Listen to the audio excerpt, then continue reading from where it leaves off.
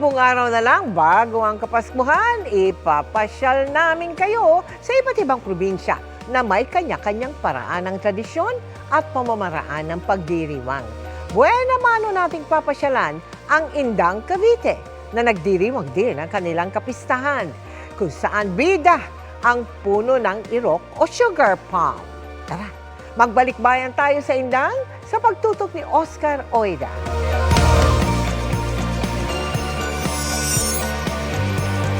Sa bayang ito sa Cavite, doble ang selebrasyon ngayong Disyembre.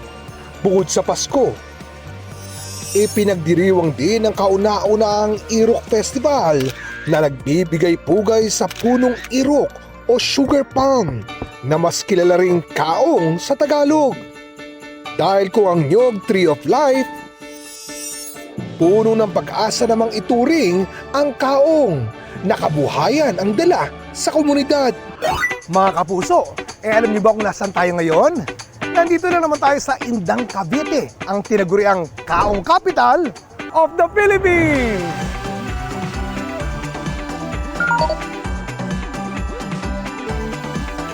Ang munisipyo, espesyal na nagbabagong bihis para sa kakaibang Paskong tatak Indangenyo. Tampok ang makulay na giant Christmas tree na may taas na 7 metro. Hile-hilerang mga parol at mahigit 50 metrong pinailawang pathway. Isinabay na po namin ang pagpapailaw ng aming mga Christmas lights na kumbaga ay isa na rin ito sa mga highlight ng aming pagdiriwang ng Irok Festival. Ang kahalagahan po ng Irok sa aming munisipyo ay pinagkukunan po sila ng kabuhayan ng aming mga kababayan na kung saan ito po ay maraming pakinabang mula puno hanggang sa kanyang bunga. At syempre dahil Pasko, hindi mo awala ang mga kakanin.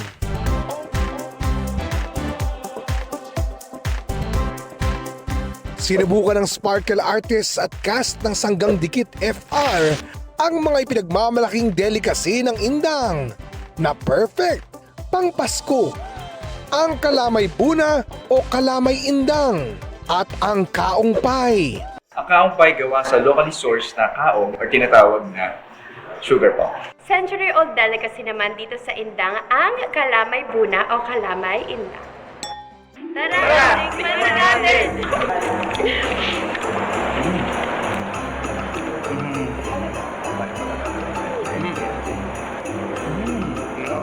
Sarap mong pie, very rich in flavor. Bawat kagat parang nalalasahan mo lahat eh. Pan talaga ako ng malagkit eh. So, panalo sa akin to. Pwede ba mag-uwi? Pwede pa sa lubong to. Tsaka sobrang sarap no. Ang sarap niya pang merienda. Tapos sabay mo ng kape. Kasi sakto lang yung tamis niya. Yeah. Sobrang sarap. Tsaka di overpowering yung coconut. Balance yung sugar and yung coconut. Yeah, ang gusto ko dito sa pie na ito, kakaiba siya. First kung makatikim ng kaong pie, so may distinct flavor siya na galing nga sa kaong. Ang sarap niya. Sa unang pagkakataon, nagkaroon din ng food bazaar sa municipal grounds. Ang Christmas food bazaar na ito dito sa Indang, Cavite ay sinimulan noong December 1 at bukas ito araw-araw mula alas 12 ng tanghali hanggang alas 12 ng hating gabi. Kaya kung sibugan ang hanap, hindi tayo mauubusan dito. Tara!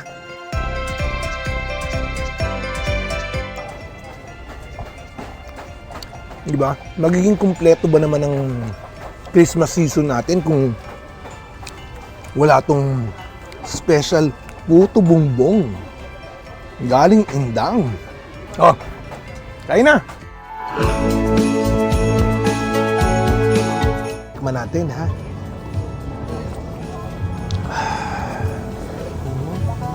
Ang galing mo naman magluto. Oh, yun oh! Pinawisan na ako. Sobrang sarap na palaban tayo dito. Naku, niiwasan ko na yung matamis eh. Pero pag ganito itsura ng parang mahihikayat ka mag 12 sweets before Christmas. Alam ko na kung bakit tuwing New Year's resolution, pagda-diet ang inuuna natin sa listahan.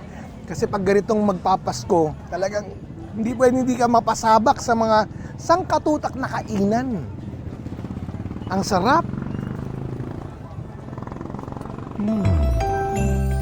Gaya ng kaong na nagbibigay pag-asa at kabuhayan, ang diwa ng Paskong Indangenyo na sa pangangalaga at pagpapayabong ng kanilang mga tradisyon. Para sa Balikbayan Paskong Pinoy 2025,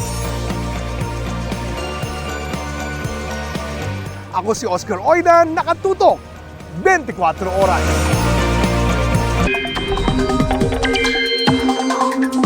Mga kapuso, kahit walang bagyo, patuloy na mag-monitor ng updates lalo't posibleng maulit ang mga pagulan bukas sa ilang bahagi ng bansa. Base sa datos ng Metro Weather, umaga pa lamang bukas maulan na sa Northern Luzon at malalakas agad ang bugos na mararanasan. Meron ding kalat-kalat na ulan sa Bicol Region, Mindoro Provinces, Palawan, ilang bahagi ng Samar at Leyte Provinces, Zamboanga Peninsula, Caraga at Davao Region. Magpapatuloy yan sa hapon at matitinding ulan pa rin ang dapat paghandaan sa Northern Luzon. Maging alerto dahil malaki ang banta ng baha o landslide. Mas marami na ring uulaning probinsya sa Mindanao. Sa Metro Manila, may tsansa pa rin maulit ang mga pag-ulan bukas. Ayon sa Pag-asa, 3 weather system ang nakaka-apekto sa bansa, kasama ang shear line, amihan at easterlies. Hindi rin naalis ang posibilidad na may mabuong bagong low pressure area sa loob ng Philippine Area of Responsibility sa mga susunod na araw. Kasabay ng pagbibitiw sa BICAM ay sinisi ni Congressman Romeo Momo Sr. ang politika bilang motibo umano sa pagsasampa ng reklamong plunder laban sa kanya. Kaugnayan ng mga nakuhang kontrata sa gobyerno ng kumpanya ng kanyang pamilya. Ang politikong nasa likod umano ng reklamo. Kilalanin sa pagtutok ni Marisol Abduraman. Dahil umano sa delikadesa, kaya nagbitiw si Surigao del Sur Representative Romeo Momo Sr. sa pagiging miyembro ng may Cameral Conference Committee na nagsasapinal ng 2026 National Budget. Kasunod yan ang reklamong plunder laban sa kanya dahil sa mga kontratang nakuha sa DPWH ng kumpanyang itinayo niya, ang Surigao La Suerte Corporation o SLSC. Not because of guilt, not because I'm guilty, but because I wanted to insulate and isolate BICAM from any politika, no? Naghinayang din ako because I should be part of the history. dahil this is the first very transparent BICAM, ano? Iginit niyang nang manalong kongresista, nagdivest na umano siya ng shares. Anak na niya ang tumatayong chairman nito. Meron po kayo maipapakitang pruweba, Congressman Momo, na yung actual na pagdadivest po ninyo sa korporasyon na nabanggit natin? Well, in due time rin, yes. Legally, ipapakita natin yan when the time comes. Git niya, ang sinasabing 1.4 billion pesos na halaga ng mga kontrata ay nakuha ng kumpanya ng pamilya mula 2017 hanggang 2022. Ang mga kumpanya namang nakuha ng anak ng Manalo siya noong 2022, hindi umano mula sa kanyang distrito. I think ang iba dun, mga ka-joint venture lang yan. Yun ang alam ko. But definitely wala sa aming distrito. Hindi nyo ba nasabihan ng inyong anak na huwag ka munang pumasok dyan sa mga kontrata sa pamahalaan dahil naglilingkod ako sa pamahalaan ngayon. And in fact, kayo po ang chairman ng Committee on Public Works. Sa ngayon, actually, walang mga kontrata yan. Para sa GMA Integrated News, Marisol Abduraman, nakatuto 24 oras. Bukod sa kuryente, may anunsyo na ring dagdag singil sa tubig pagpasok ng bagong taon. Inabiso yan ng Maynilad at Manila Water. Kung magkano, alamin sa pagtutok ni Dano Tingkungko. Magiging mas mahal ng halos 30 pesos ang singil sa tubig ng Manila Water sa mga kumokonsumo ng 10 cubic meters. Mahigit 66 pesos increase naman para sa 20 cubic meters na konsumo at mahigit 135 pesos sa mga kumokonsumo ng 30 cubic meters kada buwan. Sa Maynilad, magiging mas mahal na mahigit 5 pesos ang singil sa mga kumokonsumo ng 10 cubic meters pababa. Mahigit 19 pesos para sa mga kumokonsumo ng hanggang 20 cubic meters at mahigit 39 pesos sa mga kumokonsumo ng 30 cubic meters. Simula Enero 2026, magiging epektibo ang mga taas singil. Nauna nang sinabi ng Metropolitan Water Works and Sewerage System o MWSS na bahagi ito ng ika-4 na tranche ng rate rebasing o inaprubahang adjustment sa singil sa tubig base sa capital expenditure o gastos ng mga water concessionaire sa pagsasaayos ng kanilang pasilidad. pinabantay po natin ang kanilang capex spending. Yung Manila Water ay from 2023 to 2025 ay gumastos na po sila ng 48.5 billion pesos. Yung Maynila naman ay gumastos ng 75 billion pesos. Ayon sa MWSS, mas malaki ang taas singil ng Manila Water dahil kasabay raw ang aumento sa environmental charge nito matapos mapalawak ng Manila Water ang sewer coverage nito sa 30% mula 25%.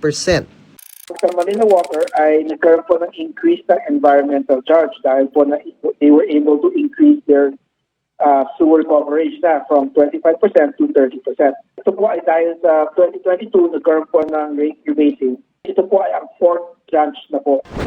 Para sa mga kwalipikadong household, lalo na ang mga kabilang sa 4Ps, hinihikayat ng MWSS na magparehistro sa Expanded Water Lifeline Program kung saan mas mababa ang singil sa tubig. At kumpara sa dating hanggang 10 cubic meters lang ang konsumo, tinaasan na ito ngayon sa 20 cubic meters. Ang monthly water bill po nila ay mas mababa. Katulad po sa 10 cubic meters ulit sa Manila Water ay 95.64 centavos lang po. Kailangan po ay 4Ps po sila at mag-register po sila sa Manila Water at Maynila. Para sa GMA Integrated News, Dano Tingkung, Nakatutok, 24 oras. Boses ang puhunan ng isang dalaga sa Bohol para makamit ang kanyang pangarap na maging pulis. At sa kanyang pagbisita sa inauguration ceremony ng GMA Kapuso Foundation sa Ubay sa Bohol, hatid niya ay pag-asa para sa mga mag-aaral na patuloy na nagsusumikap. Taong 2022 nang mag-viral ang video ni Angel na kumakanta sa videoke. Maraming humanga sa kanyang talento. Kaya ang video pumalo sa 3 million views. Nagbukas ito ng maraming oportunidad kay Angel. Dumami nag-iimbita sa kanya para mag-perform. Malaking tulong daw ito para sa kanyang pangarap na maging pulis. Kapag hindi ako kumakanta, wala din akong baon. Wala akong pangbayad sa boarding house ko, kaya pinusigihan ko na lang talaga. Inspirasyon daw niya ang kanyang lolo at lola na nagpalaki sa kanya. Sa inauguration ceremony ng Kapuso Classrooms ng GMA Kapuso Foundation sa Ubay sa Bohol, nakisaya rin si Angel. Todo hataw rin ang mga guro sa kanilang performance. At ang mensahe ni Angel para sa mga mag-aaral, Pagsikapan lang talaga nila, hindi lang pababayaan yung pag-aaral kasi mas maganda yung makapagtapos ka ng pag-aaral. ngayong taon, 4 na Kapuso Classrooms ang ating ipinatayo para sa mga nasalanta ng Bagyong Odette. Dagdag yan sa 19 na Kapuso Classrooms na ipinatayo noong 2016 para naman sa mga nasalanta ng lindol sa Bohol. Bilang suporta para sa pangarap ng kabataan, magpapatayo rin tayo ng silid-aralan para sa mga naapektuhan ng lindol sa Cebu at Davao. At sa mga nais makiisa sa aming mga projects, maaari po kayo magdeposito sa aming mga bank account o magpadala sa Cebuana Lohilier. Pwede rin online via GCash, Shopee, Lazada, Globe Rewards at Metrobank Credit Card. Mga kapuso, update na tayo sa 2025 Southeast Asian Games kung saan nakaka-23 ginto na ang Pilipinas. Mahigit 30 naman ang silver at mahigit 70 na ang bronze. Mula sa Thailand, nakatutok live si Jonathan Andal. Jonathan! Emil, katatapos lang dito ng bronze medal match ng Alas Pilipinas Women's Volleyball Team kontra Indonesia pero bigo po silang manalo. Pero nanalo naman po ang Pilipinas o nakaginto, 6 na ginto ang Pilipinas ngayong araw. Panalo rin po si Pinay tennis player Alex Ayala sa kanyang unang laban dito sa SEA Games sa Thailand. Sa dami ng Pinoy na sumisigaw at nag-cheer, tila ginanahan si Filipino tennis ace Alex Ayala sa laban niya kontra Malaysia sa quarterfinals ng women's singles sa 33rd SEA Games sa Thailand. Straight sets win si Ayala, 6-3, 6-1. Kaya may sigurado ng medalya si Ayala at aabante sa semifinals. Very happy with the first round. presented good challenges. Masaya ako sa crowd, madami nanood. Maraming salamat sa support. Maging sa tennis mixed doubles, aabante na rin sa semifinals si Ayala at Francis Cassie Alcantara. Pati ang Gilas Pilipinas men's team semifinals bound na rin matapos pataubin ng koponan ng Vietnam. Dagdag naman sa gintong medalya ng bansa ang golden lift na ibinigay ni Pinoy Olympian at weightlifter Elrin Ando sa 63 kg event ng weightlifting. Kabuuang 229 kilograms ang matagumpay na nabuhat ni Elrin. Nakaginto rin si Jones Liabres Inso sa men's wushu taijikwan at taijijan. Ang panalo ni Jones, kasunod lang ng pagdomina naman ni Agatha Wong sa women's division. Pang-anim na gold na ito ni Agatha mula nang sumali siya sa SEA Games. To get an opportunity to represent your country. So now that I ended my year with, a gold medal, I'm really happy. Gumawa rin ng marka sa Philippine sports history ang Philippine Judo Team matapos magwagi ng gold sa Judo Mixed Team event. Kauna-unahang ginto ito ng Pilipinas sa nasabing judo event. 4 na ginto rin ang nakuha ng Team Pilipinas sa practical shooting. Ang bagyan ni Rolly Nathaniel Texon, Edsel Gino, Erin Matea Nicor at Genesis Pible. Kahapon, napaiyak backstage ang kauna-unahang Olympic gold medalist ng Pilipinas, ang weightlifter na si Heidelin Diaz. Bigo kasi siyang makakuha ng medalya sa SEA Games, bagaman nakapang-4 pa rin sa ranking. I did not win any medal for the Philippines this SEA Games. May injury ako and nahihirapan ako mag-drop weight. It's not an excuse. But at the end of the day, hindi ako sumuko. Nag-prepare ako and I'm happy to represent our country. Heart-pounding semifinals naman ang laro ng Women's National Football Team kontra Team Thailand. Tabla ang score, 1-1. Kaya nauwi ang match sa penalty shootout. Pero sa huli, wagi ang Pilipinas at lalaban para sa gintong medalya. History itong maituturing dahil ito ang unang beses na nakapasok ang women's football team ng Pilipinas sa SEA Games Finals. Emil, hanggang Sabado na lang itong 2025 SEA Games. Sa ngayon, 23 ang ating gold medal. Ang target ng Philippine Olympic Committee ay 60 o 6 na pong gold medal. Yan muna ang latest mula rito sa Bangkok, Thailand. Ako po si Jonathan Andal ng GMA Integrated News at ng Philippine Olympic Committee Media. Nakatutok, 24 oras. Maraming salamat, Jonathan Andal.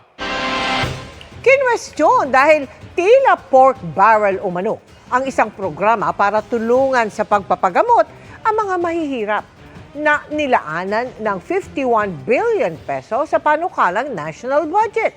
Itinanggi yan ni Senate President Tito Soto. Aalisin din umano ang paggamit ng guarantee letter mula sa mga mambabatas para mabigyan ng tulong medikal ang nangangailangan. Nakatutok si Mav Gonzalez. Nitong nagdaang weekend, naging mainit ang talakayan sa Bicameral Conference Committee para sa panukalang 2026 National Budget ukol sa medical assistance to indigent and financially incapacitated patients o MAIFIP. Mula kasi sa 24.4 billion pesos sa National Expenditure Program ng Pangulo, naging 51 billion ito sa BICAM. Ang MAIFIP ay tulong medikal sa mga Pilipinong indigent o financially incapacitated na hindi kaya magbayad sa ospital. Pwede itong gamitin sa inpatient at outpatient services, comprehensive check-up, dialysis, gamot at professional fees ng doktor. Hawak ng Department of Health ang pondo ng MAIFIP. Pero sa mga nagdaang taon, lumaganap ang paggamit ng guarantee letters o GL mula sa mga politiko gaya ng mga senador at kongresista na nangangakong bibigyan nila ng tulong medikal ang isang pasyente. Karaniwang susulat o pupunta sa opisina ng politiko ang nanghihingi ng GL. Hindi yan pork barrel. Hindi namin iaalaw magkakaroon. Pork barrel, medical assistance yun, diretso. Hanggat maaaring alisin namin yung GL. pero sa paano magiging sistema? DOH at diretso na PNL ang funding. Pero para sa ilang taga-civil sector, walang ibang muka ang MAIFIP kundi pork barrel. Sabi ni Cardinal Pablo Virgilio David sa kanyang open letter sa mga senador at kongresista, gumagana raw kasi ang MyFIP sa pamamagitan ng guarantee letter system, kung saan makakakuha lang ng tulong kung may endorsement letter mula sa politiko. Hindi na raw karapatan ang healthcare, kundi patronage system na ginagawang utang na loob ang karamdaman. Ang health advocate na si Dr. Tony Liachon, pinag-iisipan ng ireklamo ang MyFIP sa Korte Suprema sakaling palusutin ito ng Kongreso. Niloloko nila tayo eh. Sinasabi nila hindi pa daw kompletong healthcare system, kailangan daw may MyFIP. Eh di tama na ngayon. Pagka naibigay lahat yung bayad sa PhilHealth, systematic na yan. Sa ospital na lang tayo magkakaintindihan. Para yung mga pasyente natin hindi nagkakalat just to get the guarantee letters. Namamalimos tayo, nangungutang tayo, nagmamakaawa tayo. Hindi dapat ganyan. Meron tayong anti-patronage special provision doon na bawal ang politiko sa distribution, bawal ang politiko sa mga implementation. In fact, i-amend pa namin yung anti-political patronage special provision, pati kamag-anak bawal. Bawal sila maglagay ng mga tarpaulin. So, meron kaming mga safeguards na hindi pwede politicize yun. Matapos ang matinding debate sa MyFIP, nilinaw ng DOH na bawal na talaga ang mga guarantee letter. Hindi rin daw kailangan ng GL para makakuha ng MyFIP. Eh sabi ng Supreme Court decision, dapat ang budget execution sa DOH lamang. Kaya aming ang sinasabi, kinokorek namin, dapat hindi na siya GL. Dapat ituro na lamang ang pasyente papunta sa DOH hospital. Pag pumunta ho kayo dun sa malalaking level 3 hospitals ng mga local government unit, ay hindi nyo na kailangan magpakita ng proof na indigent. Hindi nyo rin kailangan makaawa sa kahit sinong politiko o kahit sa DOH. Basta nandun ho kayo sa LGU level 3 hospital, ward accommodation, bayad na ang bill mo. Para sa GMA Integrated News, Mav Gonzalez, nakatutok, 24 oras. Ilang minuto na lang at maghaharap na sina Bathalumang Cassiopeia at Bathalang Gargan sa Encantadia Chronicles Sangre. Marami pang intense na eksena lalo't galit at nagluluksa si Sangretera sa pagkamatay ng ina. In real life, super proud si Ruru Madrid sa girlfriend na si Bianca Umali at kapatid na si Rere Madrid na bahagi na rin ng serye. Makichika kay Aubrey Carampel.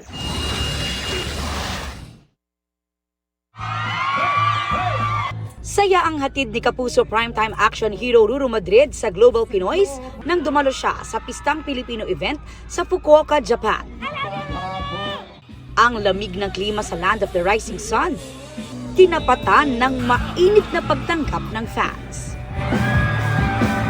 Sobrang nag-enjoy ako kasi mararamdaman mo talaga yung pagkasabik nila sa mga kapwa nila Pilipino at ako, ang goal ko naman lagi is madala kahit paano yung Pilipinas doon sa bansa nila. Kung magkakaroon ng free time bago matapos ang taon, plano ni Ruru na bumalik ng Japan, but this time, kasama na ang girlfriend na si Bianca Umali. Sa ngayon, nakafocus kasi si Bianca sa taping ng Encantadia Chronicles Sangre, kung saan kasama na rin sa cast ang kapatid ni Ruru na si Rere Madrid. Si Rere na ang gumaganap bilang ang kontrabida ni Tera sa mundo ng mga tao na si Kami. Napaproud ako na napanood ko yung eksena nila. Parehas silang mahusay. Nagulat ako actually kay Rere. I didn't expect na ganun kalalim yung talento niya pagdating sa larangan ng pag-arte. Si Ruru naman nakafocus daw ngayon sa pagtitraining para sa kanyang next project. Para at least once na magsimula na yung panibagong proyektong gagawin natin, nakahanda na tayo. So I'm into Filipino martial arts. Dumalo rin siya sa graduation ng The Big Idea Drama Concept Development Workshop ng GMA Public Affairs, kung saan nag-share siya ng kanyang journey at mga natutunan bilang aktor. Looking forward siyang makatrabaho ang mga sumali sa workshop. The good thing with public affairs, talagang hindi sila tumitigil matuto at maghanap ng mga bagong konsepto at storya na pwede natin maikwento sa mga tao. Aubrey Carampel, updated sa showbiz happenings. At yan ang mga bueno mano kong chika this Monday night. Sa ngalan ni Ia Arellano, ako po si Ashley Rivera. Miss Mel, Sir Emil. Salamat sa iyo, Ashley. Thanks, Ashley. At yan ang mga balita ngayong Lunes. Mga kapuso, 10 araw na lang. Pasko na.